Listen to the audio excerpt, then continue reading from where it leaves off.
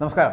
Voting മെഷീനിൽ തിരിമറി നടക്കാതെ രാജ്യത്തെ നീതിപൂർണമായ തെരഞ്ഞെടുപ്പ് നടക്കുകയാണെങ്കിൽ ബി.ജെ.പിക്ക് 180 സീറ്റിലധികം നേടാൻ കഴിയില്ല എന്ന് എ.ഐ.സി.സിയുടെ ജനറൽ സെക്രട്ടറി പ്രിയങ്ക ഗാന്ധി പറയുന്നു. ഉത്തർപ്രദേശിലെ സഹറൻപൂരിൽ ലോക്സഭാ തെരഞ്ഞെടുപ്പ് പ്രചാരണത്തിനെത്തിയ പ്രിയങ്ക ഗാന്ധി വാർത്താ ഏജൻസിയായിട്ടുള്ള NIAയോട് പ്രതികരിക്കുമ്പോഴായിരുന്നു ഇത്തരത്തിലൊരു പ്രതികരണമുണ്ടായത്. 400 സീറ്റിലധികം നേടുമെന്നുള്ള ബി.ജെ.പിയുടെ അവകാശവാദത്തെ പ്രിയങ്ക ചോദ്യം ചെയ്തു. എന്തിൻ്റെ അടിസ്ഥാനത്തിലാണ് 400-ലധികം സീറ്റ് അവർ നേടുമെന്ന് പറയുന്നത് എന്ന്. ഒന്നുകിൽ അവർ നേരത്തെ തന്നെ എന്തെങ്കിലുമൊക്കെ കൃത്യമായി ചെയ്തിട്ടുണ്ടാകണം, അതുകൊണ്ടാകാം 400-ലധികം സീറ്റ് നേടുമെന്നവർ പറയുന്നത് തന്നെ. അല്ലാത്ത പക്ഷം എങ്ങനെയാണ് 400 സീറ്റ് നേടുമെന്നവർക്ക് പറയാൻ കഴിയുക? ഇന്ന് രാജ്യത്ത് വോട്ടിംഗ് മെഷീനിൽ ക്രമക്കേട് കാണിക്കാതെ തിരഞ്ഞെടുപ്പ് നടത്തുകയാണെങ്കിൽ ബി.ജെ.പിക്ക് 180-ലധികം സീറ്റുകൾ നേടാനാകില്ല എന്നുള്ള കാര്യം എനിക്ക് ആത്മവിശ്വാസത്തോടെ പറയാൻ കഴിയുമെന്ന് പ്രിയങ്ക പറയുന്നു. വാസ്തവത്തിൽ 180-ൽ കുറവ് സീറ്റുകളെ അവർക്ക് നേടാനാകൂ. പക്ഷേ അതെന്തുകൊണ്ട് സംഭവിക്കുന്നില്ല? അതേസമയം ലോക്സഭാ തെരഞ്ഞെടുപ്പിന് മുന്നോടിയായിട്ട് ഇവിടെ കാസർഗോഡ് മണ്ഡലത്തിൽ നടന്ന ഒരു മോക്ക് പോളിംഗ് ഉണ്ടായിരുന്നു.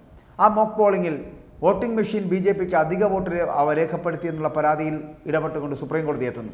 സംഭവവുമായി ബന്ധപ്പെട്ടിട്ട് അന്വേഷണം നടത്താൻ തെരഞ്ഞെടുപ്പ് കമ്മീഷന് സുപ്രീം കോടതി നിർദ്ദേശം നൽകുന്നു. ഇതിൻ്റെ അടിസ്ഥാനത്തിലാണ് ഇവിടെ കുറഞ്ഞത് 4 വോട്ടിംഗ് യന്ത്രങ്ങൾ ബി.ജെ.പിക്ക് അനുകൂലമായി വോട്ട് രേഖപ്പെടുത്തി എന്നുള്ളതാണ് പരാതി. വിവിപാറ്റുകൾ എണ്ണുന്നതുമായി ബന്ധപ്പെട്ട ഹർജിയിലെ വാദത്തിനിടെ മുതിർന്ന അഭിഭാഷകനായിട്ടുള്ള പ്രശാന്ത് ഭൂഷണാണ് ഈ കാസർകോട്ടെ വിഷയം കോടതിയുടെ ശ്രദ്ധയിൽപ്പെടുത്തിയത്. എന്താണ് സംഭവിച്ചതെന്ന് പരിശോധിക്കുവാൻ തന്നെ തിരഞ്ഞെടുപ്പ് കമ്മീഷന്റെ അഭിഭാഷകന് സുപ്രീം കോടതി അപ്പോൾ തന്നെ നിർദ്ദേശവും നൽകി. വോട്ടിംഗ് മെഷീനുമായി ബന്ധപ്പെട്ട നടപടികളിൽ കൃത്രിമം നടക്കുന്നില്ല എന്ന് ഉറപ്പാക്കുവാനുള്ള പ്രക്രിയകൾ എന്തൊക്കെയാണ് എന്ന് വിശദീകരിക്കുവാനും അഭിഭാഷകനോട് കോടതി നിർദ്ദേശിക്കുകയും ചെയ്തു.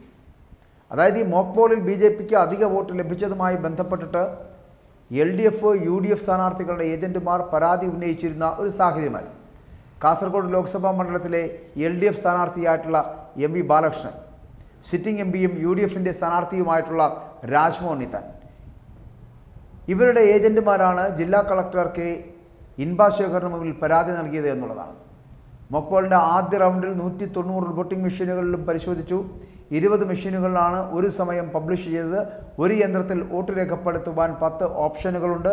ഓരോ ഓപ്ഷനും ഓരോ തവണ അമർത്തി പരിശോധിച്ചപ്പോൾ 4 മെഷീനുകളിൽ ബി.ജെ.പിക്ക് 2 വോട്ട് ലഭിച്ചതായി വ്യക്തമാകും.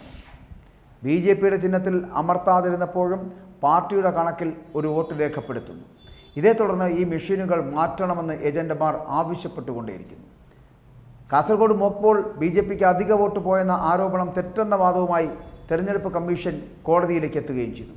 സുപ്രീം കോടതിയിലാണ് കമ്മീഷൻ മറുപടി അറിയിച്ചിരിക്കുന്നത്. ജില്ലാ കളക്ടറും റിട്ടേണിംഗ് ഓഫീസറും റിപ്പോർട്ട് സമർപ്പിച്ചുവെന്ന് തിരഞ്ഞെടുപ്പ് കമ്മീഷൻ തന്നെ സുപ്രീം കോടതിയിൽ മറുപടി നൽകുകയും ചെയ്തു. വിശദമായിട്ടുള്ള റിപ്പോർട്ട് സുപ്രീം കോടതിക്ക് നൽകാമെന്ന് തന്നെയാണ് ഇപ്പോൾ തിരഞ്ഞെടുപ്പ് കമ്മീഷൻ്റെ മറുപടി എത്തിയിരിക്കുന്നത്. അതായത് ഇങ്ങനെ ആദ്യം ശ്രീമതി പ്രിയങ്ക ഗാന്ധി പറഞ്ഞതുപോലെ വോട്ടിംഗ് മെഷീനിൽ എന്തൊക്കെയോ തിരിമറികൾ നടക്കുന്നുണ്ട്. അങ്ങനെ നടക്കാതെ വരുന്ന ഒരു സാഹചര്യമാണെങ്കിൽ ഈ ബി.ജെ.പിക്ക് 180 സീറ്റിലധികം നേടാൻ കഴിയില്ല. വോട്ടിംഗ് മെഷീനിൽ തിരിമറികൾ നടക്കുന്നുണ്ട് എന്നുള്ളത് പറഞ്ഞു തീരുമ്പോഴാണ് കാസർഗോഡ് മോക്ക് വോട്ടിംഗ് നടക്കുമ്പോൾ അതിനകത്ത് ഈ തരത്തിലുള്ള ചില പ്രവണതകൾ ഉണ്ടാകുന്നു, വോട്ടിംഗ് മെഷീനിൽ തിരിമറികൾ ഉണ്ടാകുന്നു എന്നുള്ള വാദങ്ങൾ മുന്നോട്ട് വരുന്നത്. അതായത് ഒരു വോട്ട് ബി.ജെ.പിക്ക് ചെയ്ത് മറ്റൊരു വോട്ട് വീണ്ടും വേറൊരു പാർട്ടിക്ക് ചെയ്യുകയാണെങ്കിൽ ആ വോട്ട് പോലും ബി.ജെ.പിക്ക് ലഭിക്കുന്ന സാഹചര്യത്തിലേക്ക് എത്തപ്പെടുന്നു. വോട്ടിംഗ് മെഷീനിൽ എന്തോ സംഭവിച്ചിരിക്കുന്നു, തകരാറ് സംഭവിച്ചിരിക്കുന്നു എന്ന് തന്നെയാണ് കണ്ടെത്തിയിരിക്കുന്നത്. പക്ഷേ തെരഞ്ഞെടുപ്പ് കമ്മീഷൻ സുപ്രീം കോടതിയിൽ സമീപിക്കുകയും സുപ്രീം കോടതിയിൽ അത്തരത്തിലുള്ള സ്ഥിതിവിശേഷങ്ങളൊന്നും ഉണ്ടായിട്ടില്ല എന്ന് അറിയിക്കുകയും ചെയ്യുന്നുണ്ട്. മാത്രമല്ല വോട്ടിംഗ് മെഷീനിൽ തിരിമറി നടക്കാതെയാണിത് മുന്നോട്ട് പോകുന്നത് എന്നുള്ള സൂചനകൾ ഇപ്പോൾ തെരഞ്ഞെടുപ്പ് കമ്മീഷൻ വ്യക്തമാക്കുകയും ചെയ്തിട്ടുണ്ട്.